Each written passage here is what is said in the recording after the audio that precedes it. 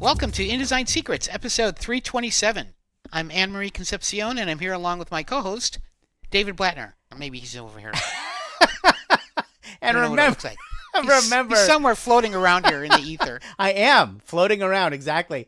Remember that InDesign Secrets is the essential resource for all things InDesign, brought to you by CreativePro Network. That's right. Okay, so what are we talking about today? We have a few favorite font tricks and tips. And we're going to be interviewing Theresa Jackson, who you may know her name. She's a longtime presenter for CreativePro events. Mm-hmm. She's a trainer. She's a LinkedIn author and an artist and a teacher. And she's now CreativePro Network's newest hire. She's the new program manager. Yeah. We'll be talking to her about her background and about what she's going to do as a program manager. We have a bit of news, as usual. And the obscure InDesign feature of the week, is match Pasteboard to theme color. Indeed. Which I always turn off. Indeed. Do you turn it on or off? We'll talk about that. Okay. That's an important one. All right. It's a good one. Off or on. First, a few favorite font tricks. Yes. This came up because somebody posted a tip on one of my old blog posts, one of the old InDesign Secrets blog posts, which is now part of CreativePro, and said, first you have to understand, I wrote this blog post a long time ago, and I gave what might be the most painful workaround for a problem that I've ever written up. It is, oh my gosh, really a detailed, it involves InDesign tag text. INX or IDML. You have to go in and edit the IDML file. So it was painful. And here's the setup. The setup is what happens when you have an old document that when you open it, the default font is something like Times Roman. And when I say default font, what I mean is that there's a basic, right? There's the basic paragraph style. And inside the basic paragraph style, it says it's based on the document default.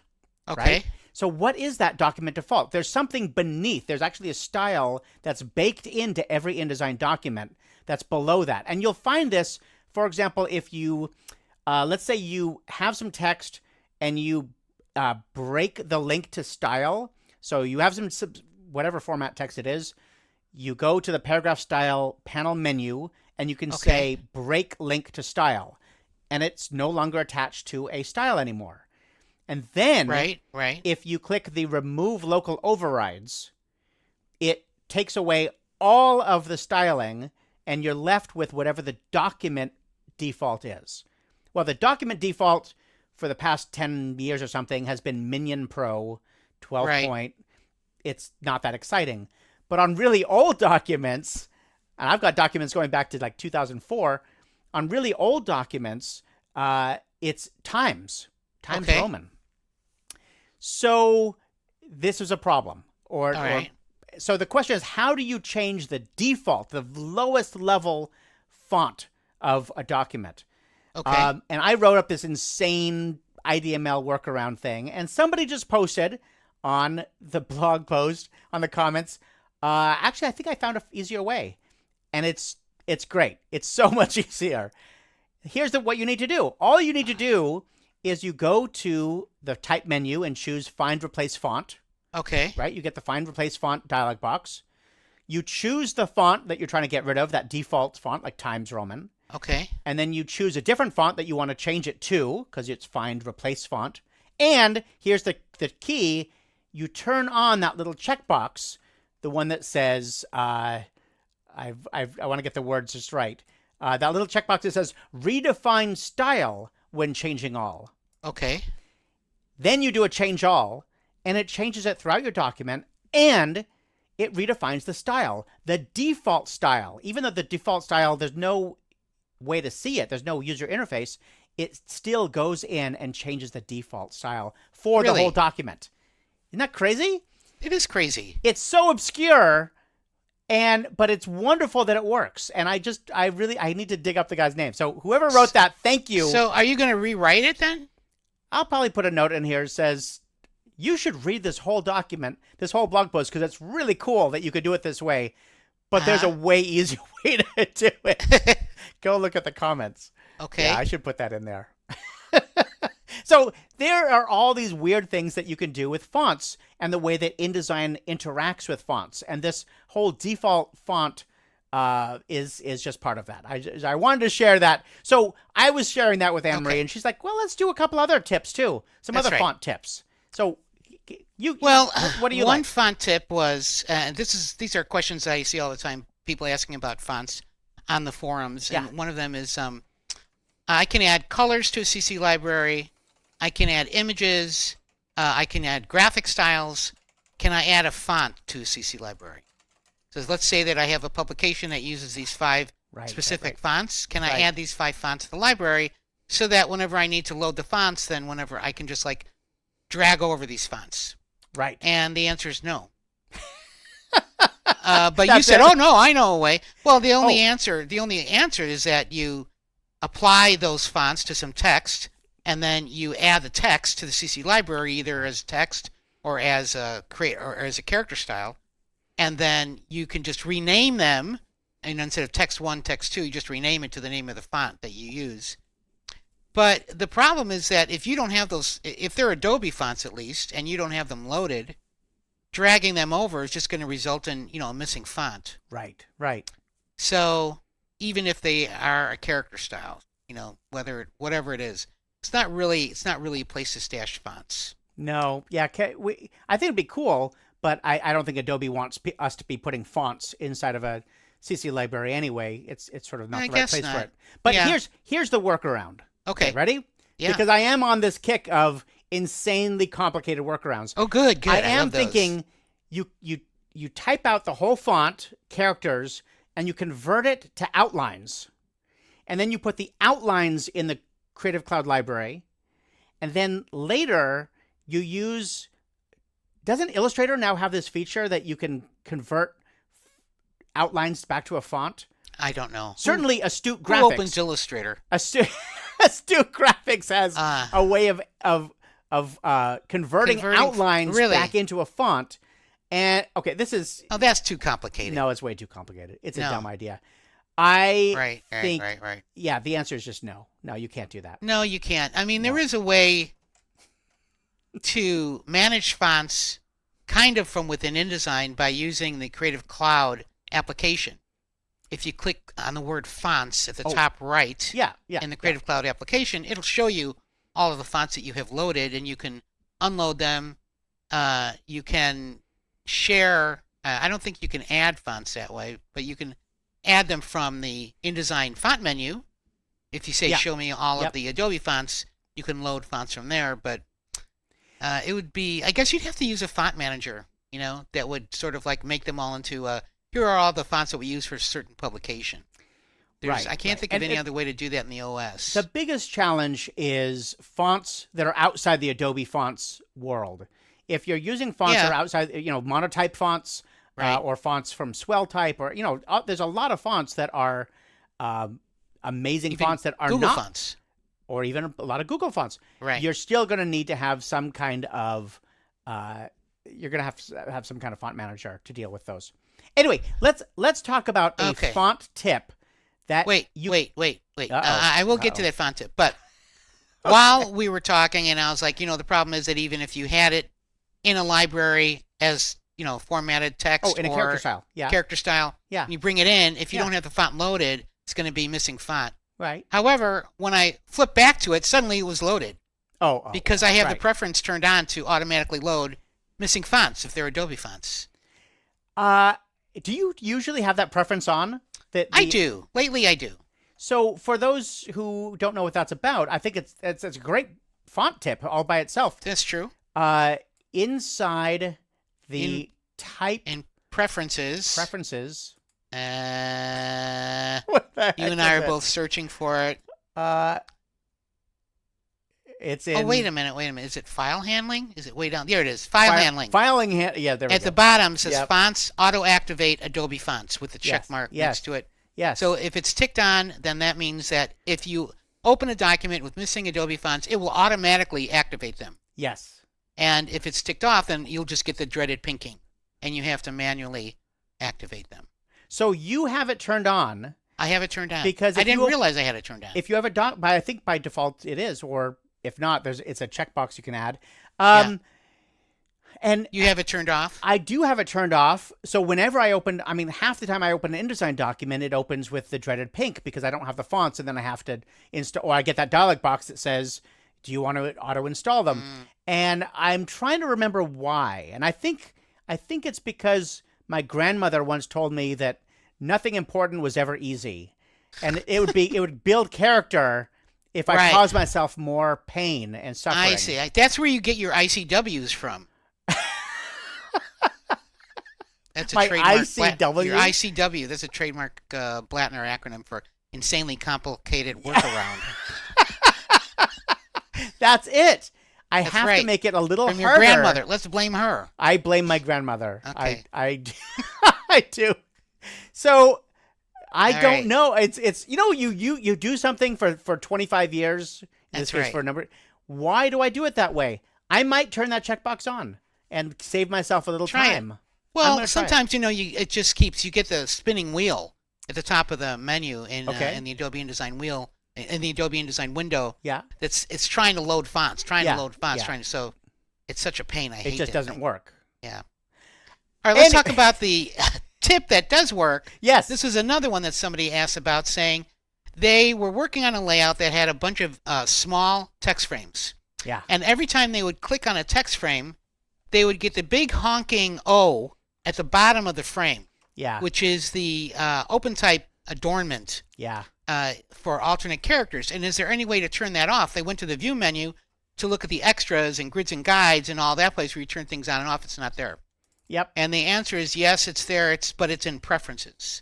Yep. So you can turn that off. They're turned on by default. If you go to preferences, go down to advanced type.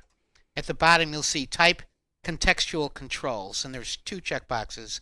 One is only show it for character alternates, fractions, ordinals, and ligatures. So only if you swipe over, like a ligature, will you see it, or an ordinal. And then also show adornment on text selection, text frame for even more type controls. And usually they're both turned on. So his problem was that the bottom one, show it on text frame selection. So if you turn that off, then he wouldn't see it. And that he was very happy to learn that. And I kind of like that thing, but now I've become blind to it. I keep forgetting that it's there. However, while I was experimenting with this, I learned a factoid that I thought you would be into. Okay. I made a small text frame and just put a couple letters in it. Yeah. And the adornment didn't show up. And I'm like, wait a minute. And I checked my preferences. It was supposed to show up. I'm like, why? Maybe I didn't put enough characters in. I put more characters in. No, not showing up. But the characters forced an overset, so I made the text frame larger. And then the adornment showed up. All that to say is that there is a minimum size a text frame has to be for that adornment on the frame to show up. Really? Yes. And I have written it out in both picas and inches. Okay, so your text frame has to be more than 3 picas or 0.51 inches for it to show. If it's just 3 picas or if it's just 0.5 inch, it won't show. Really? Yep. And that's how wide it has to be. It also has to be, for depth, at least 1 P9 or 0.3 inches in depth. I think yes. You're right. Wow. That is crazy. How about it? You're right. And in fact, you get different adornments based on how tall it is. Wow. Some things just disappear entirely. Right. Well, one problem is that if it's a really small, this is what the guy was running into, if it's a really small text frame, the adornment overlaps the middle bottom control for resizing the frame. Right. So, okay, I want to just wheel back to one other thing. You were talking about the adornment, which is just that little icon that is in the lower right corner of the text frame. Right. But I want to point out that this also happens when you have some text selected. And I think you said that, but kind of went by quickly. Right. So that's where it makes me crazy, is I don't mind that one on the text frame. It's when I'm selecting some text, like I select a letter, and I get that blue line, the heavy blue line underneath the letter or the letters. because it's constantly looking for, do you want to replace this? Do you want to replace this? That's the one that gets in my way more times than not, especially on those small text that one, frames. I think that ignores the size of the frame. It does. No, I'm just Right. going back to the preference that you mentioned, the preference in advanced text, Right. that you can show or hide that adornment. The adornment is in two places. It's either on the text frame or the selected text, if the Right. selected text has any alternates. So anyway, I just want to point out there are things you can do to make it easier on yourself if you're Right. having trouble with those little adornments. You can Yeah, turn those off. maybe it should be one of the things that we do automatically, like hide the content grabber. The donut in the middle of pictures, that kind of thing. All right. Maybe. Anyway, so some font tricks. That's good. Font tricks. That's Okay. good.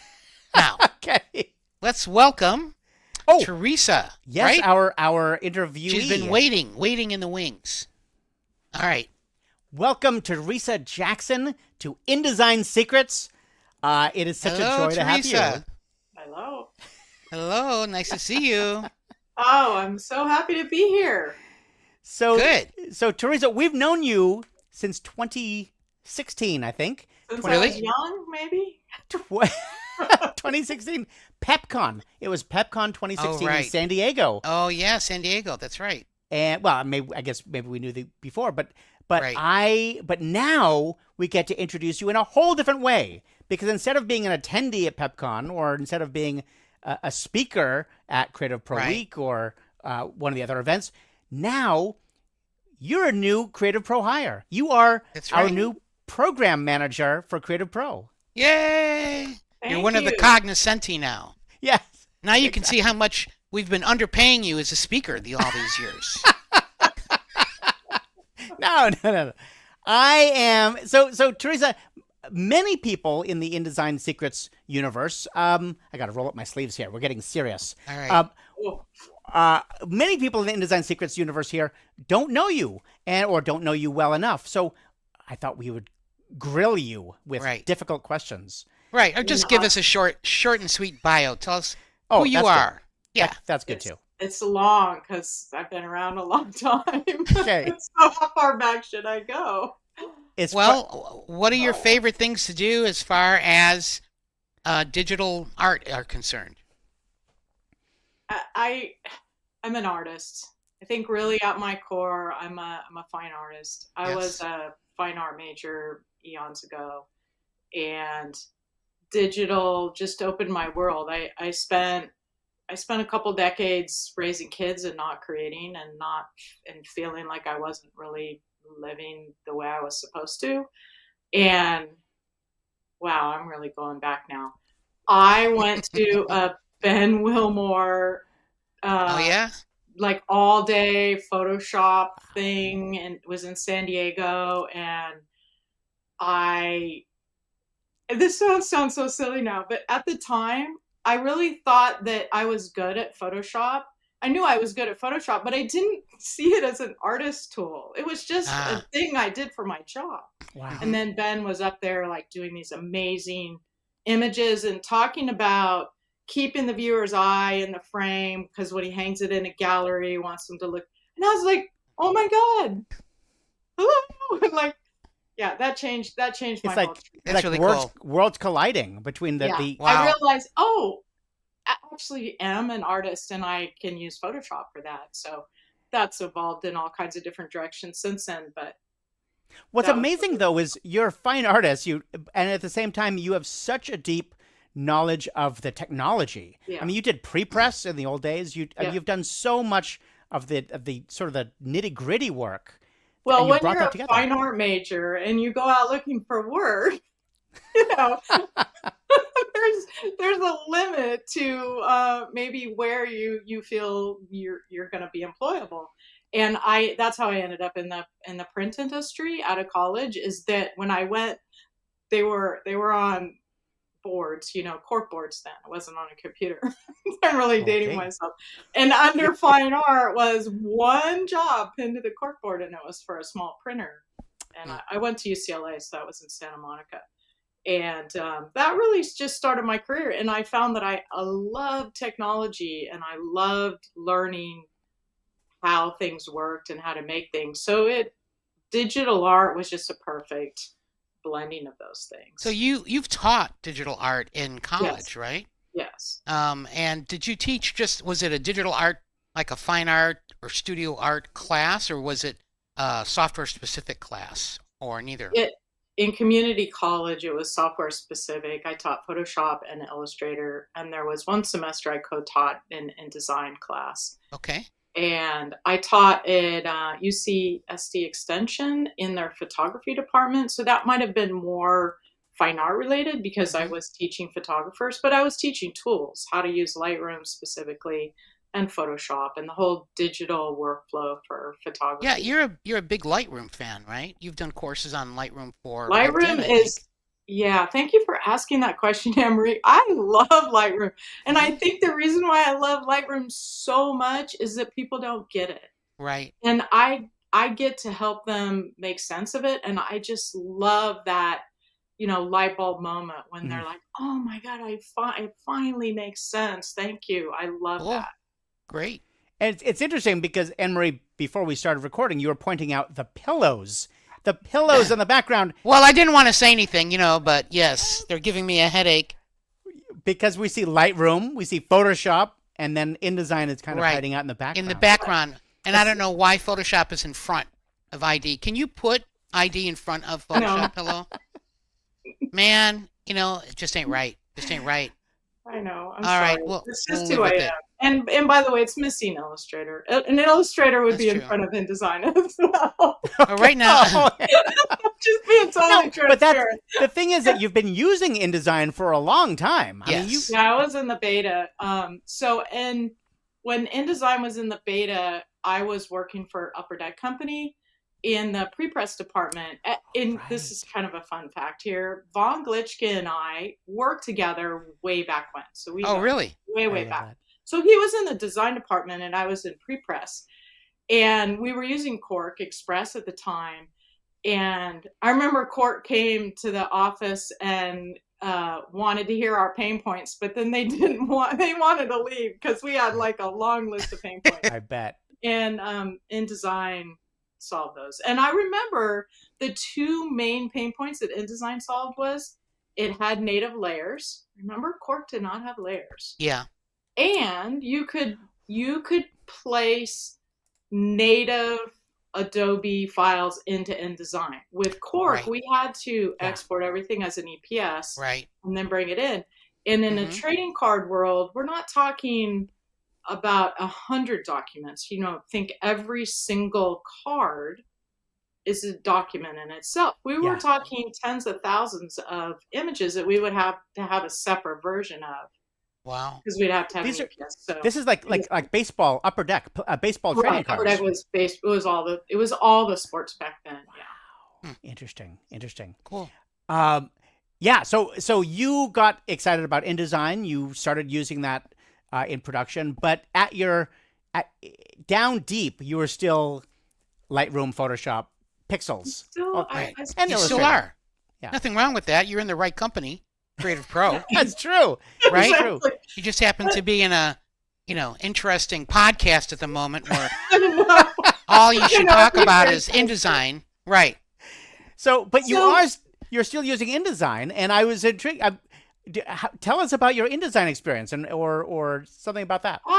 The truth is I have a lot of InDesign experience and I'm good at InDesign. I know that I am. And in most circles that I travel in, I probably know InDesign at least as well or better than everybody else around me, but not when I'm sitting in front of the two of you.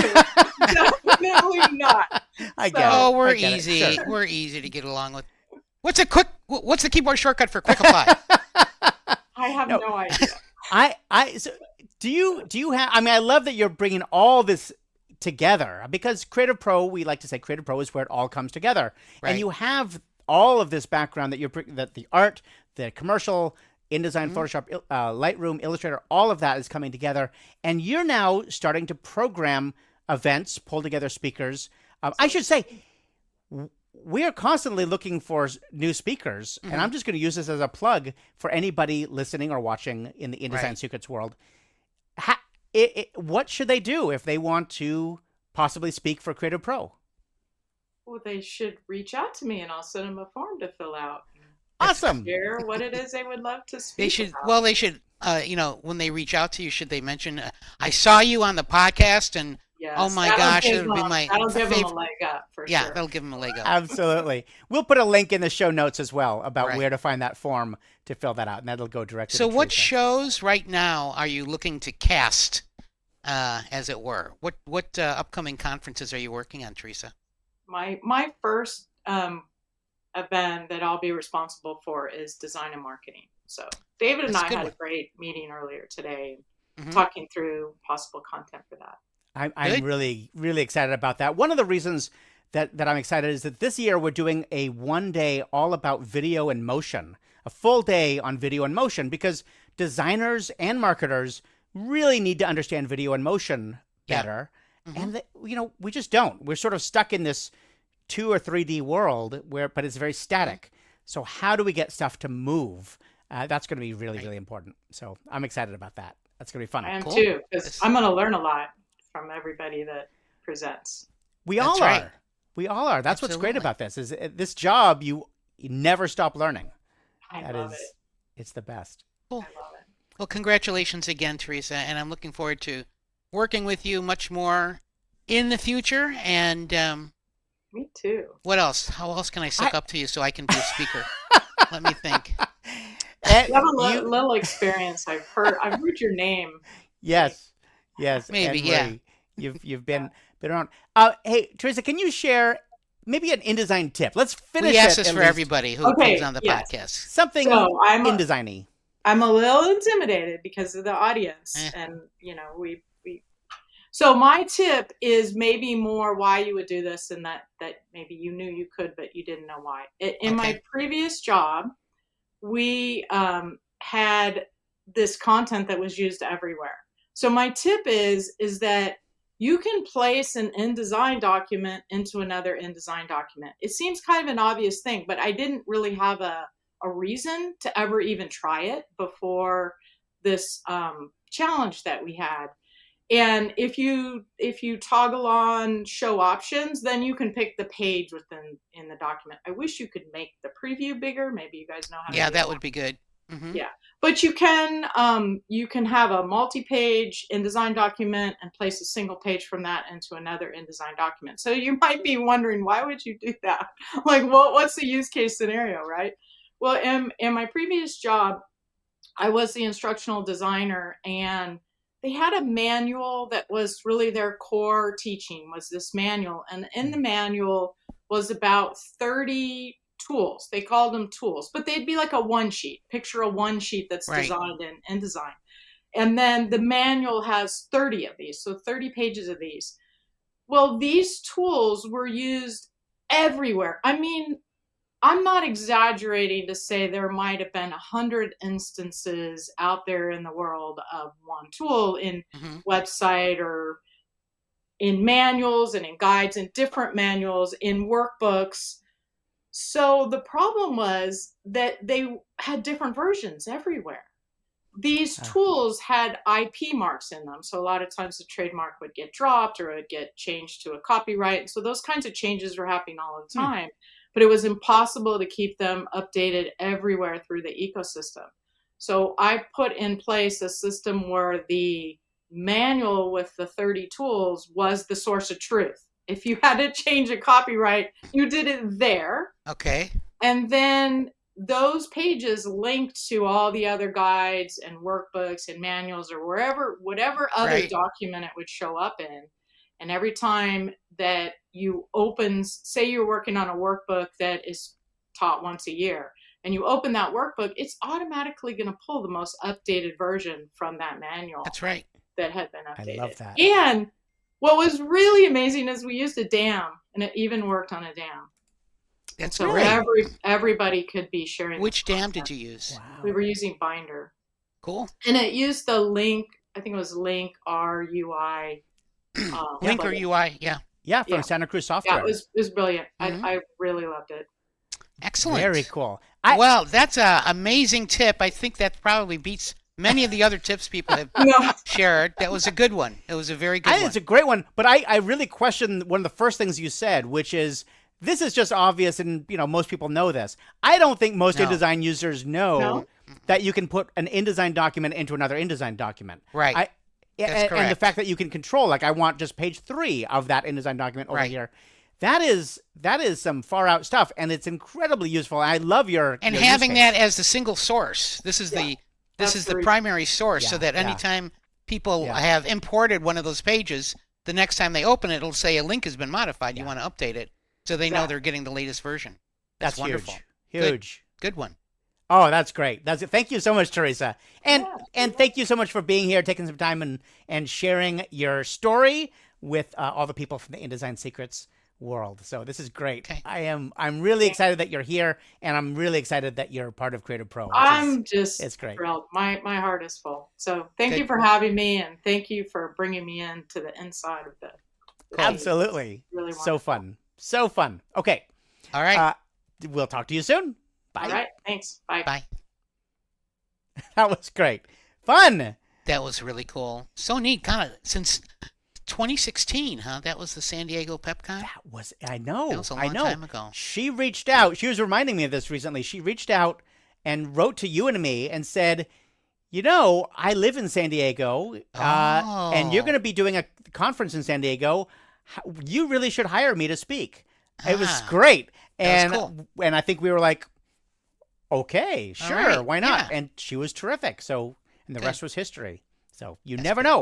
You got to Excellent. have that chutzpah, There you go. to go reach out, That's right. ask for what you want. And now she's going to be looking for people who do that to her. That is exactly There right. you go. I love that. Full circle. Okay. Time for news. Oh, news. A bit of news. Beep, beep, beep, beep, Beepy deepy. David, why don't you go ahead and tell us the news? 20.1 is finally coming out. Oh. And so right now, and I don't have it. we don't have it. 20.0.1.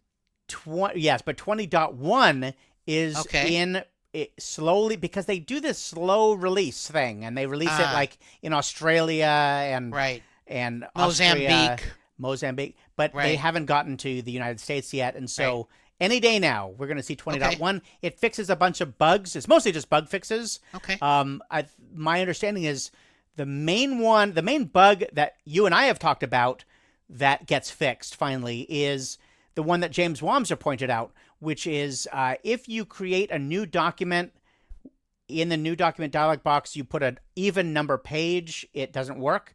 Anyway, it's a weird little bug, and they fixed that one. But there's a Okay. whole list of other bugs that they've fixed, and we'll put a link in the show notes. Must be a ton if it's 20.1. I haven't been know. following pre-release, so Surprise, yeah. There's Okay. a bunch of little things. good. Other news. Go ahead. Multi-fine change. Multi-fine change by Automatication, which is Yeah. a cool company name, is now free. It's a free script for InDesign. Multi-fine change is the if you use any kind of fine change, if you ever are running more than one fine change on the same document, like Yeah. everybody, Right. multi-fine change lets you stack them and then save them in sets and then run it. So like clean up David's horrible Word file, and it'll go through and get rid of all the garbage that he includes. So multi-fine change, you can have many, many steps included. It wasn't that expensive in the beginning anyway, but Yeah. they just made it free. I think it is great. So Martino de Gloria, thank you so much for putting that Yes. into the world. Martino also wrote a script called Layout Zone like 20 years Oh ago, yeah, love that which we've script. talked about and in he the past. keeps updating it, so it still works. It's incredible. We'll put links to both of those in the show notes. Check them out. Really, really important, good stuff for expanding the what InDesign can do. Yeah. Let's see what else. Oh, our website creativepro.com is getting a new website. I wish I could say we have a new website, but we're getting a new website any minute now. Well, the fact that you're saying it in the podcast is going to make it happen. That's right. It's going That's to right. manifest it. I'm manifesting a new website. That's right. We've been working on this for about 15 months, and it looks gorgeous. And any minute now, when we actually throw the switch to go live, it's going to be great. So if you Cool. go to creativepro.com and you're like, whoa, this looks really different, that's why. Because it is different. Okay. Okay. What else is... Oh, Presentation Design Conference is coming up in March. Mm-hmm. It's going to be on Pi Day, March 12th, 13th, and 14th, because March 14th, of course, is 314, which is Pi Day, 3.141592. But anyway, Presentation Design Conference is coming. If you have to use PowerPoint or Google Slides or Keynote or if you have to do presentation design, you have to go to the Presentation Design Or maybe even Conference. InDesign. Maybe you're using InDesign for presentations. Maybe so, and you still need to make beautiful designs. That's right. Because there's a lot of great content there, but especially PowerPoint. Ultimately, That's true. That's the main thing. What else is going on? What about Creative Pro Week? There's some special I've heard of event that. happening during Creative Pro Week. I did hear about Creative Pro Week and that special event. Why don't you tell us about that? The special event, well, first of all, Creative Pro Week is going to be in Phoenix, Arizona, and I don't have the dates here. June 2nd through 6th, I think. 2nd through 6th. And, as you know, it's Monday through Friday. It's always Monday through Friday. And on Friday morning, you and I are going to be doing our podcast live. We're going to record it live in front of the audience, and we're going to have lots of fun games and prizes and all sorts of stuff to liven it up. And you should definitely be in attendance because it's a milestone podcast for many reasons. It's awesome. It's awesome. You definitely need to be there. That's going to be so much fun, Anne-Marie. Yeah, that's going to be so great. So yeah, be there. Also the other thing, Creative Pro Magazine, it came out of InDesign Magazine. InDesign Magazine has been published since 2004 and as a PDF. And it's available to all members. Any member can go in there and download any of the PDFs going back to 2004 or 2005, long time ago. But they're all in PDFs. And so it has been a project of ours for a long time to unlock, sort of extract all those articles out of the PDFs and get them onto the website itself. And so we're getting dozens of new articles up on CreativePro.com thanks to Mike Rankin and Jeff Potter and Hannah Peterson, who have been extracting all those things out and getting them onto the website. Are they only for members or are they unpaywalled? It's members only. Okay. But look, it's members only. It's like $6.50 a month or something. It's really cheap. That's right. So sign up, become a Creative Pro member, support us and what we're doing, and get unlimited access to thousands of articles. Right. I know that you pulled a few of your favorite ones that are going up there. What are they? Yes. So Kara Plichenich did an article on designing photo albums using InDesign. That was great. I love that one. Steve Kaplan did a thing on getting started with grep styles. So if you've been thinking, I really should learn something about grep styles, that article is there. I love the way he writes. Oh, it's great. Jamie McKee did a thing all about Microsoft Word, one of your favorite topics. That's right. But this is very specifically how to use Microsoft Word well. We focus mostly on the InDesign side. Right. But there's all these things you can do in Word that can make yourself happier before you even get to InDesign. So that's in there. Nigel French did an article a long time ago all about designing with grunge type, like punk type, and cool. It's just so fun, and it's really it makes your ideas pop. So that just got unlocked in the members only section, and then finally, InDesign Nightmares. Oh, that's our article. That's our article that you and I wrote. InDesign Nightmares is for like a Halloween issue or something. It was. All the horrible things that can happen to InDesign files and in InDesign workflow, and then what do you do about them? How do you get around them? You open up an InDesign file that somebody gives you, and it's a nightmare. What exactly is a nightmare about it? I'm sure that's happened to many people. Yeah. And how to fix the nightmares. Yeah. So anyway, we unlocked that as well for members. So check it out. We'll put links in the show notes to all of those, but there's some really fun stuff. And what's great about this is we're going back to all these articles, and they're still 100% relevant. And the ones that need a little bit work, we're editing them and we're bringing them up to date. That's good. But there's so much good stuff in there. Excellent. It's incredible. Cool. Okay. We better do it. It's time. It is.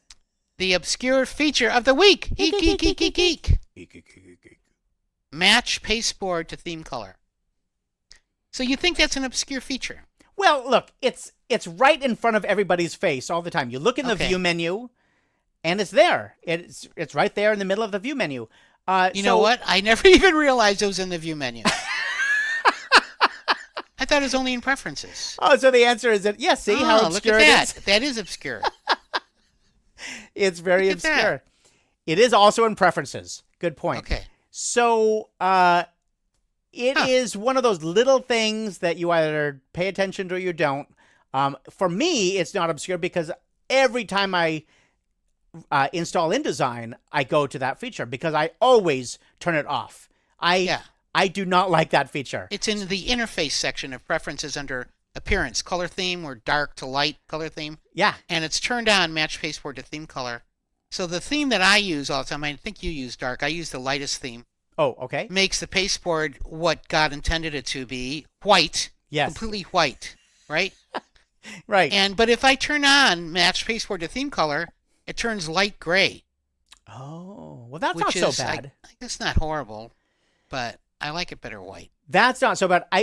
I do use a dark mode. I use that medium dark mode, and so the fact that feature when on makes the pasteboard gray, and so yes, you get a nice high contrast between the dark gray pasteboard and the white page. Right, but that's what preview mode is for. That's what the preview mode is for. Yeah, exactly. Go into if you want a dark gray background, go into preview mode. That's right. I prefer to have a blank white pasteboard the way it was at the very beginning before this feature existed, because I put stuff out on the pasteboard, and if you put stuff on the pasteboard, it just I don't like it. I don't like it. I don't like no sir. No sir. So I turn it off every time I install a new version of InDesign. Did your grandmother have anything to say about the pasteboard color? I'm curious. She would probably say leave it on because it causes more grief. Yes. All right. You paid for it. You might as well use it. That's right. There you go. I don't know. It's a little thing, but it bugs me. But it is interesting that you and I both turn that off. We're just in the habit. So there you go. There's nothing wrong with... That's the thing. Anyway. You and I have talked about this before. There's nothing wrong with setting up InDesign with the way that you find useful. That's right. Right. So you don't have to do it the way we do it. If you like having that on, have it on.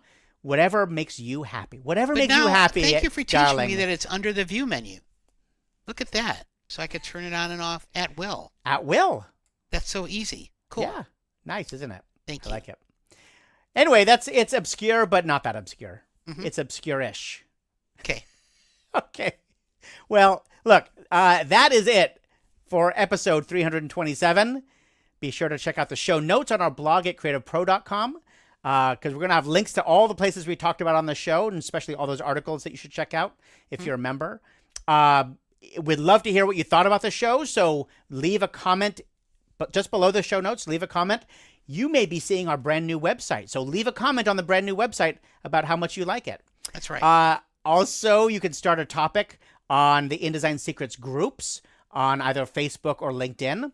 I think that's all I need to say. So, until we meet again, this is David Blatner and Anne-Marie Concepción for InDesign Secrets.